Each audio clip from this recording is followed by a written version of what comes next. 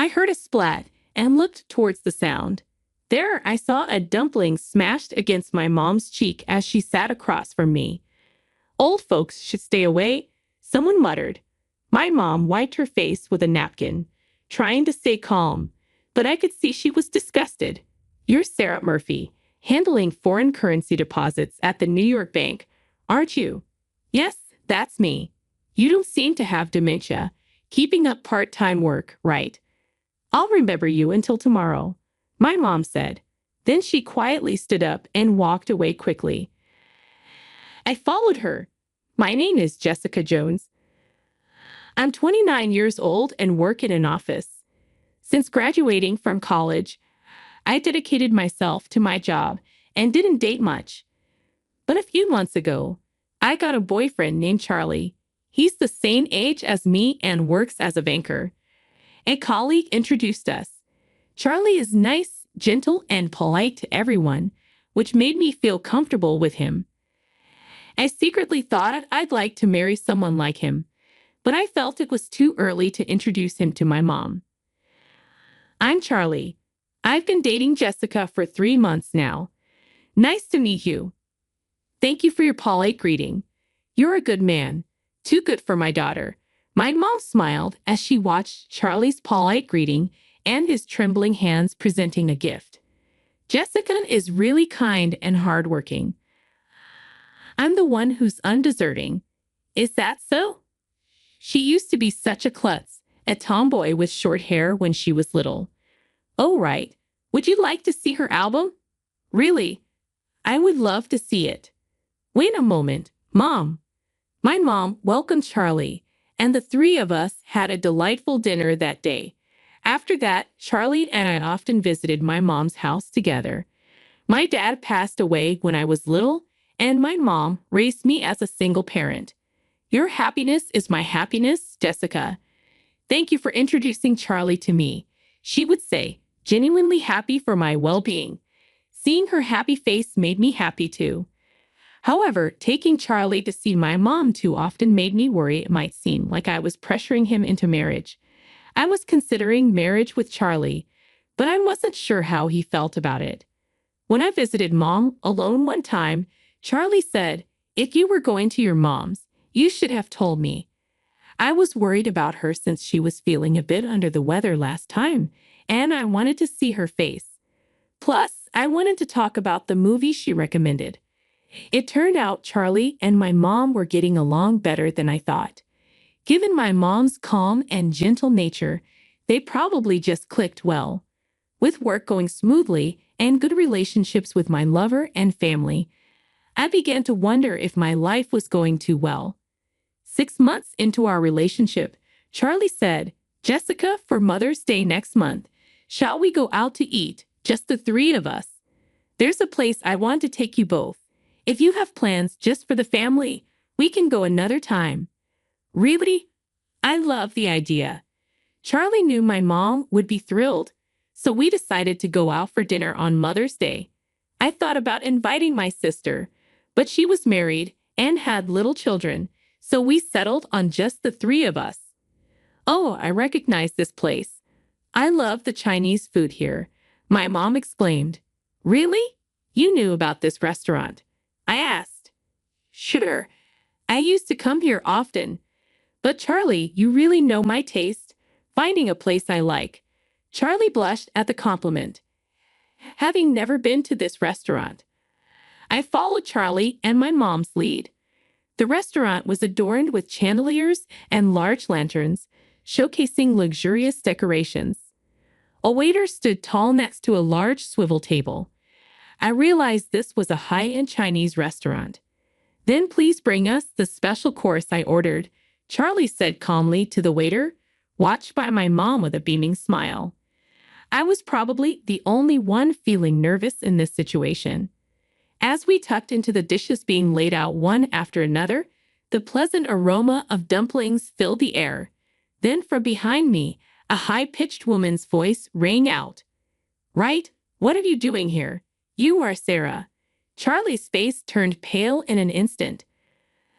I turned around to see a smirking woman standing with her arms crossed. So you left our bank and had the nerve to come here. You must have settled for a small regional bank. Huh? Can you even afford this? She sneered. Charlie stopped his chopsticks and looked down slightly. That's none of your concern, Sarah. Besides, we are in the middle of a precious dinner, so please stop. His voice trembled slightly. My apologies for interrupting your precious dinner, Sarah said, scrutinizing my mom and me with a lingering look. I met her gaze. Excuse me, may I ask who you are? I said. Sarah laughed again. I'm Sarah Murphy, a former supervisor of Charlie at New York Bank. She seemed to take pride in her association with her workplace. Oh, New York Bank, as in the major one. My mom looked at Sarah with surprise, which was understandable since New York Bank is one of the biggest banks. Working there implied a high level of prestige. As we were struck dumb, Sarah let out a derisive laugh. Look at you, amazed just because I work at New York Bank. How low have you fallen to dying with such a poor family? When Sarah said that, Charlie, who usually speaks slowly, spoke louder. How can you say such things to my loved ones? You should take back your words. Sarah continued to snicker even as Charlie grew angry. I tried to calm Charlie down for the moment.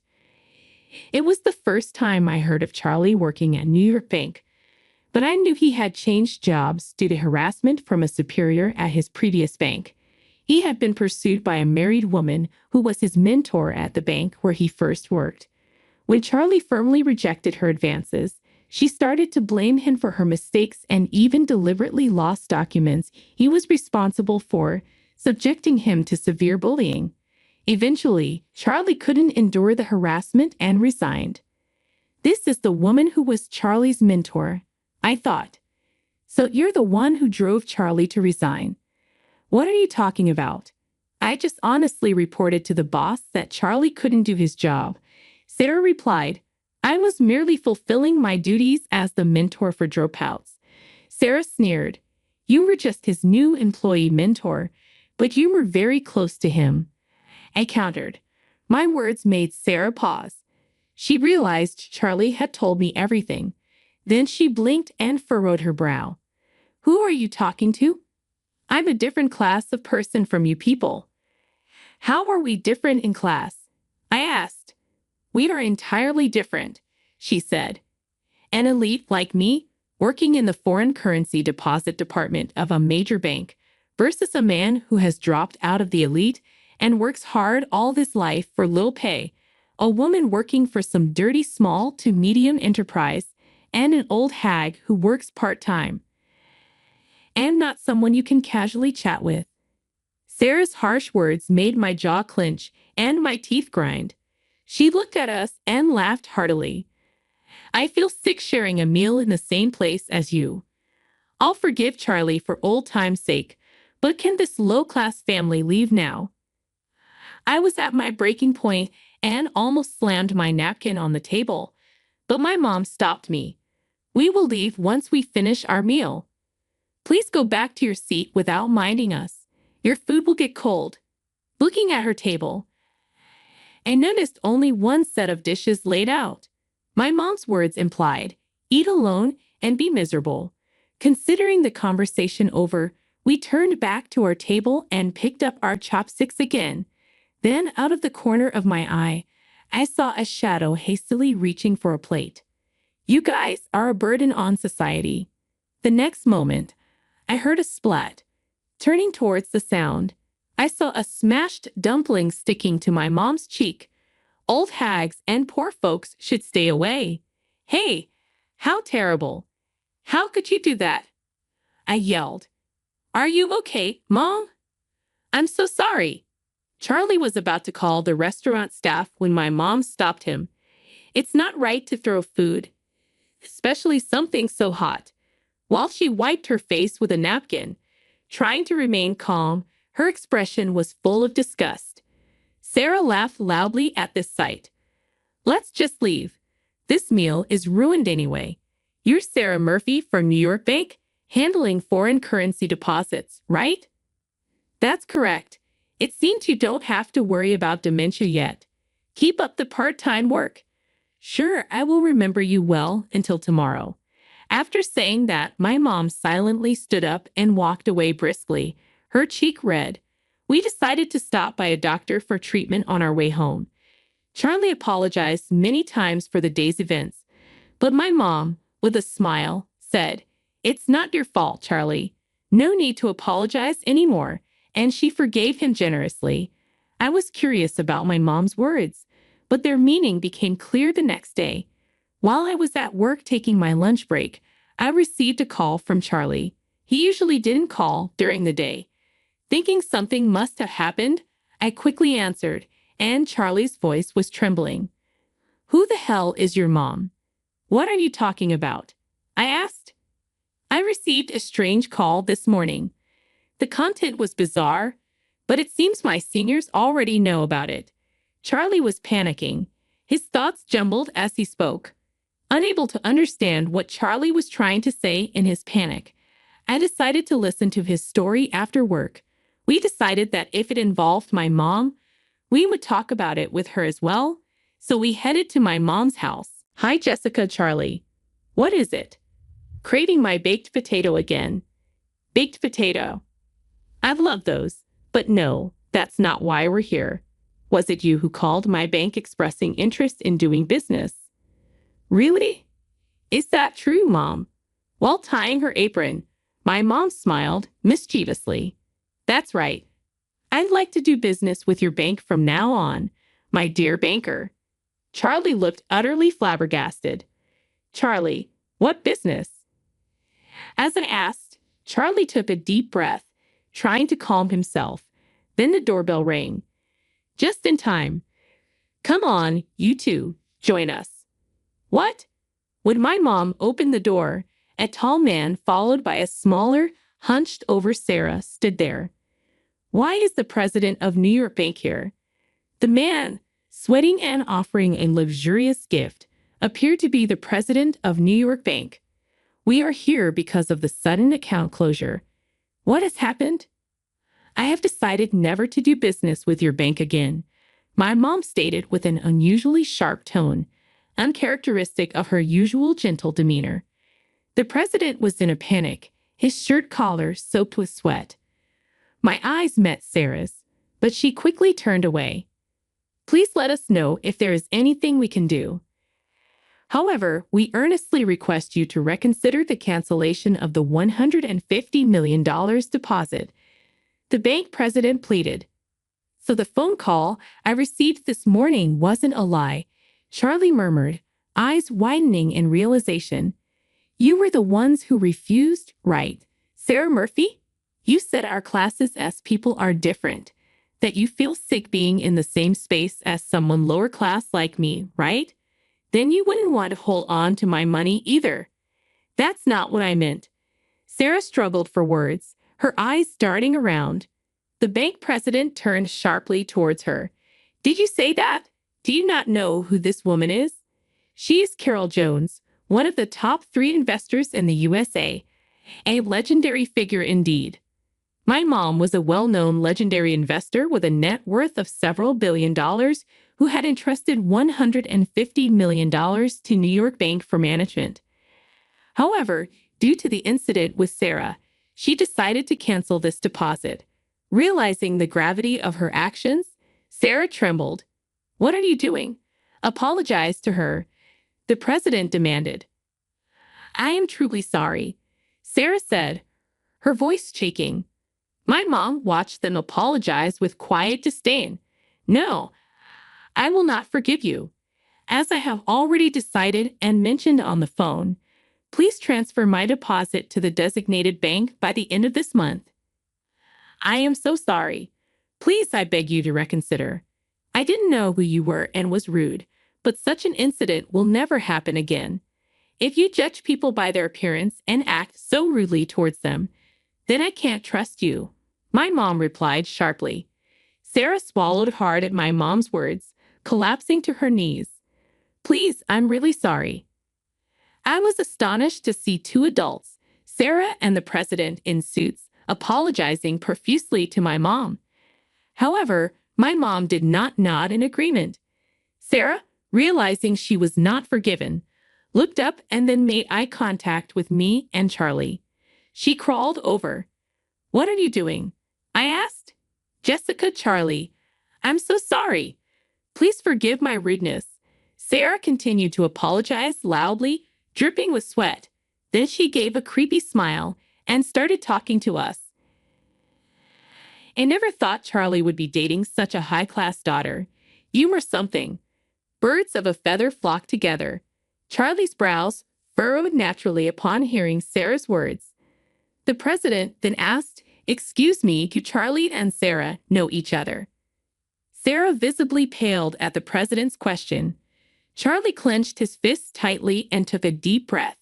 "Yes, I used to work at New York Bank a few years ago. Sarah here was my new employee mentor." "Is that so? Well, if you're interested, would you consider working at New York Bank again? We can certainly offer you a very good position," the president suggested to Charlie with a smile. After a brief silence, Charlie looked straight at the president and said, "No, thank you. I don't want to be one of the mentors forced into affairs, and I will never return to New York Bank, where it is common for junior employees to take responsibility for their boss's mistakes." Forced into affairs, taking the fall for mistakes. "Sarah, can you explain this?" The president's face turned red as Sarah turned deathly pale. "Well, she stammered. "Do you realize what would happen to our bank if this comes to light?" The president's concern wasn't just about the bank. His anger was different from that of a boss scolding his employee. It was a look of contempt and sadness directed at Sarah. "Excuse me if I'm mistaken, but could it be that you, the president, also have something with Sarah?" I asked.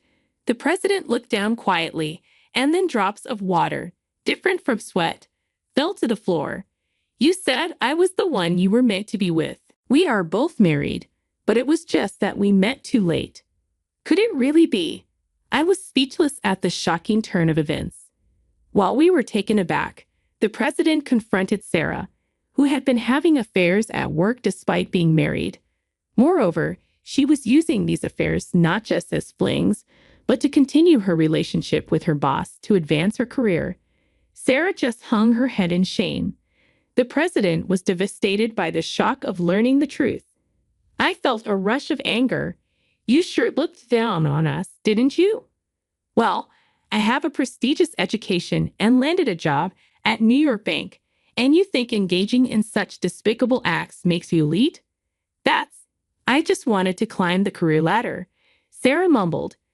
Sarah's eyes darted around, searching for an excuse. "You just admitted that you're incompetent and can't do your job," I said. "Wow, you judged us solely by our appearance, calling us poor.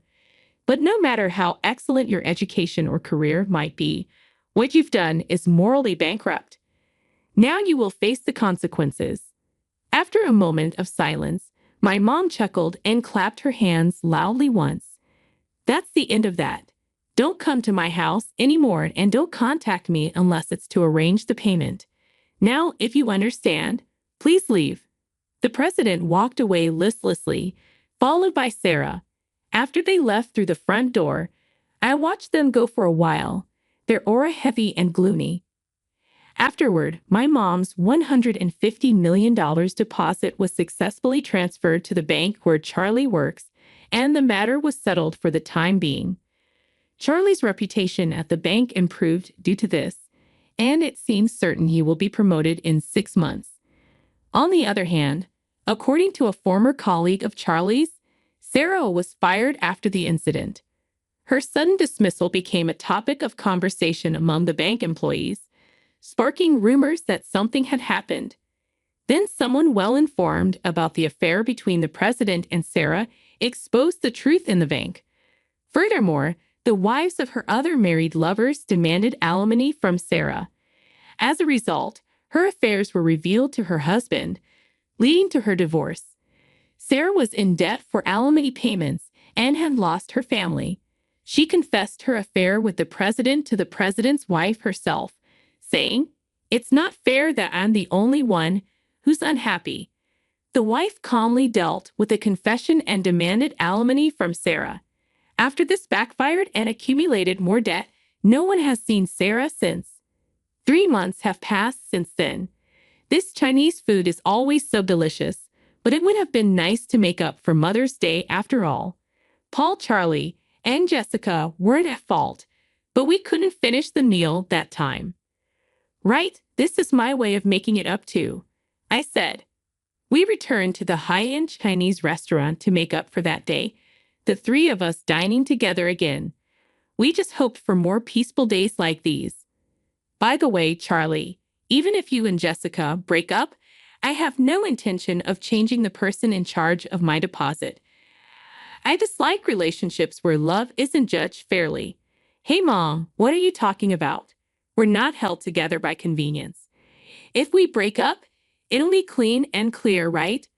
Charlie's face turned red, even though he hadn't drunk any alcohol. I vow this. Unless Jessica dislikes me, we won't separate. Right, Charlie, you are passionate just like Jessica's dad when he was young. As I listened to this conversation, I looked in the mirror decorating the restaurant and saw my face had turned the same color as Charlie's, even though I hadn't drunk any alcohol.